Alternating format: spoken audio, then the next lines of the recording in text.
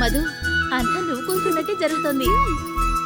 ఉన్నట్టుండి నిశ్చితార్థం ఏర్పాట్లు చేశారని తప్పుగా అనుకోండి.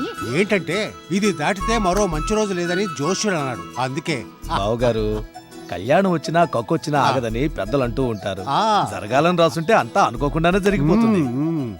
అన్నయ్య, మా కోడలి పిల్లేది? ఆ గదిలోనే ఉంది తల్లి. లగ్నపత్రిక చదవమంటారా? ముఖ్యమైన వ్యక్తి ఒకరు రావాలి, కాసేపు ఆగు. అలాగే.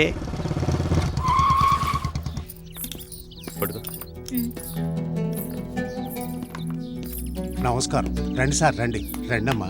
సారీ అకౌంటెంట్, కొంచెం లేట్ అయింది. తమ రావడమే గొప్ప విషయం. లోపలికి రండి. నమస్తే సార్. అందరికీ నమస్కారం. నమస్కారం అండి.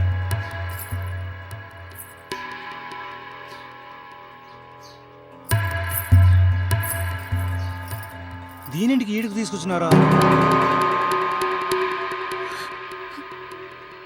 ఈవిడ నా భార్య. అయ్యిందా? అవన్నీ నీకు అవసరమా?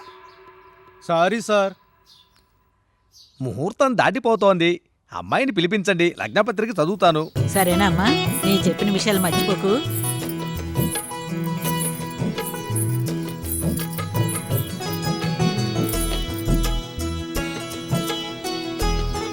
చాలా బాగుంది కదా ఇద్దరి సంట. ఏ మనకన్నానా?